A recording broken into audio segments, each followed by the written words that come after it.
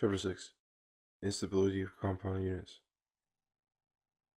When people make a tool, like an axe, they are not surprised if, after a little, the edge grows dull, or the handle loose. Wood and iron are brought artificially together, and called an axe by virtue of the use they acquire in that conjunction.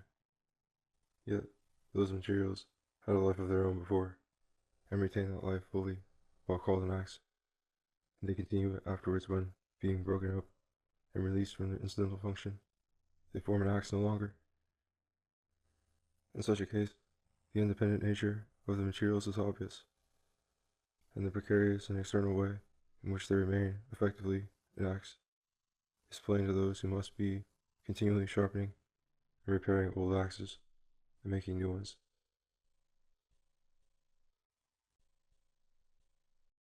On the other hand, when what possesses a useful function is not artificial, but grows up spontaneously, like the eye or the liver, like language or religion or government, people are apt to forget that in these compounds, too, substance has a life of its own, quite independent of the ends it may be expected to serve when called by these names. Chemically and psychologically, the underlying life goes on uninterruptedly, as that of the wood and the iron does in the axe. But as a man never makes his eye or his liver, he may easily ignore, until he becomes a physician, the spontaneous properties of these materials. He may even forget that they have a material substance at all. In language, he notices the meaning, not the sound, nor the complicated inflections and extraordinary syntax. In religion, he recognizes divine authority or saving grace, not any human inventions, hypotheses, and confused traditions, which, when they seem to exercise that religious function, are called religion. Only when his eyes see double, or his liver refuses to work, only when in language or religion he finds what he calls error, does he observe, with no little astonishment, that these names cover natural facts and processes existing on their own account, with a mechanism and a tendency absolutely independent of the service which they may occasionally have done him, and that it is no more marvelous that they should go their own way to his chagrin and discomfiture than that an axe should grow dull or fall to pieces in his hand. Unintelligent surprise at the essential automatism and irresponsible life of organs that, to a greedy and self-centered will, seem created to serve it, is never more outspoken than in the case of government. People expect that a government should operate simply for their complete convenience, not only when it taxes, dragoons, imprisons, enslaves, ruins, or exterminates them, but when, in any measure, it makes for results which they do not desire. They are full of astonishment and indignation, and look for some diabolical influence to explain the anomaly. Experience, since the world began, seems powerless here against the resumptions of egotism and ignorance, and against that rooted belief with which all animals seem to be born, that the world exists for their benefit. Nevertheless, government, although it sometimes serves to protect, educate, or inspire a people, is in fact a material formation with an organ, life, and tendency of its own. The secret of its activity is its own impulses, and not the eventual agreement of that impulse with the impulses of its individual subjects, or of other societies. The mistakes of governments, and the fact that governments are often bad, obey the same causes as their most approved measures. As axes have to be sharpened or replaced, so governments, as liberal ages have discovered, need to be constantly refreshed by criticism, by new elections, by revolts, by assassinations, and by other means of grinding their edge.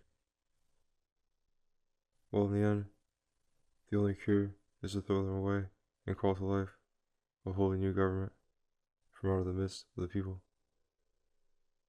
New axes, however, for all their newness, are not disembodied and perfect instruments, with utility for their essence. living wood and living iron, men and their private interests, or the inner substance of them, and the external joints and wedges that keep these men and their private interests together are as fragile and mortal as incapable of remaining for 2 days in the same posture, as is the flux of matter itself, which being the substance of all things, keeps them continually growing old and being reproduced without variations. The substance of a government is the men in office, but the life of a government, its political operation and tendency, is a distinct addition to the social and even moral life of its members. These men become a government by a partial conjunction of their minds and actions. There is only an abstract relation or occasional union of each of them with the others, such as among members of the same opera troupe. As members of a government, they have certain interests, passions, and morality which they would never have as private men. This new element in each is in its quality common to them all, and the mutual contagion of this common impulse strengthens very much the official soul in all the officials.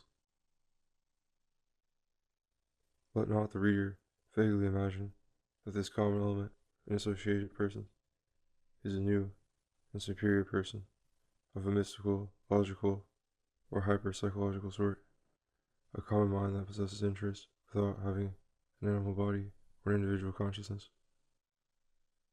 The common medium in which the associated persons move, and which hypnotizes them into sharing the same impulses and emotions, insofar as they do, is a natural medium, namely, the phraseology, legal duties, and established mechanism of the government they take up.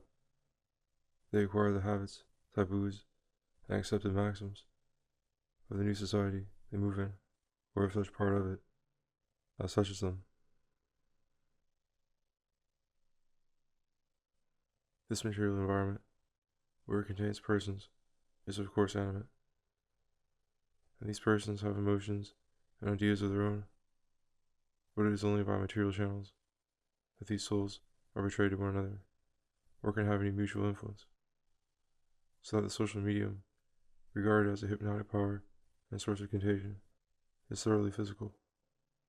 The governmental mind is simply so much of the mind of each member of the government as is subject to these common material influences, and is therefore very like the simultaneous movement of the other members' minds. I am far from wishing to deny that many minds may entertain identical views, in the sense of employing the same logical terms. But a logical term is not a mind. An object of thought is not a natural object or historical event, but an ideal theme, like the triangle or the centaur. Each of the minds to which such essences are manifest has its own currents and accompaniments, independent in existence and movement from those of the other minds concerned, so that the minds are not in the least one mind, though they may be swayed by the same influence and may coincide in the same dogmas. This common strain, in times of great excitement and close cooperation, may swell remarkably and submerge for the moment those other strains which are different in quality in each of the minds concerned, and the consequent howling and rushing unanimity of the mob, for governments at certain junctions are like mobs, may be poetically called the movement of a single will, as the froth of 1,000 waves whooped up by the same wind might be called the fury of a single tempest.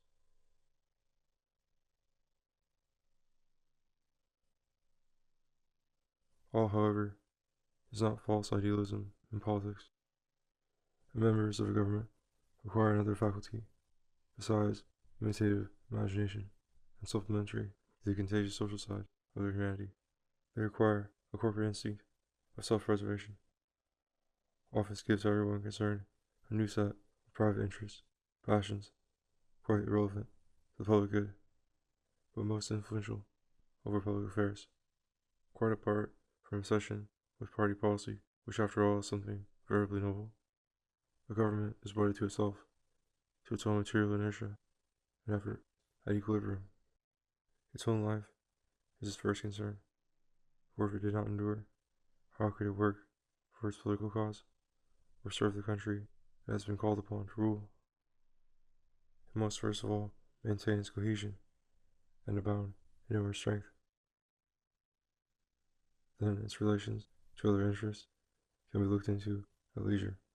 What will not a government do in order not to fall, or in order so to fall as to be able to rise again?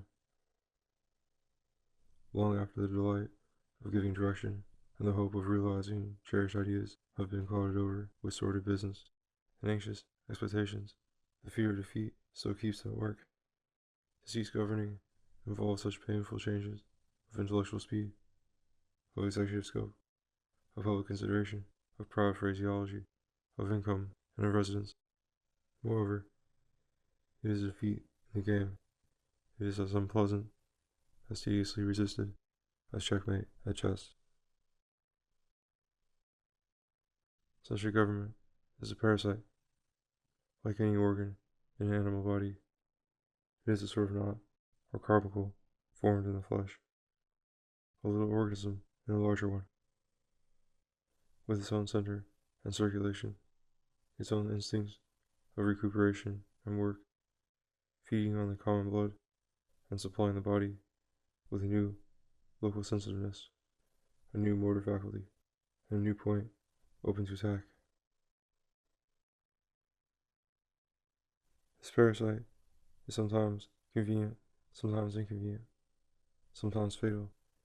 The society which it dominates will therefore judge it differently according as its special interests are affected by it. For some it may be useful, for others oppressive and odious. But the balance of these judgments will not trouble its conscience, as if it were a government professing to coordinate and advance all the interests of its subjects. That would seem to it an impossible task, as well as an unworthy one, for a true master in the art of constructing and directing governments. To rule, for a master, will be a militant enterprise, free and spontaneous, as for the Superman of Nietzsche. Like the liberal arts, this enterprise would be autonomous and inspired only by the inward vision of a perfect work to be constructed. But unlike the liberal arts, it would choose living creatures to be trained and shaped after its arbitrary will and ideal. Like the liberal arts, therefore, it would be capable of fixity in its principles. But like any other order imposed on an aggregate of natural units, its works would be insecure and its own existence in constant peril.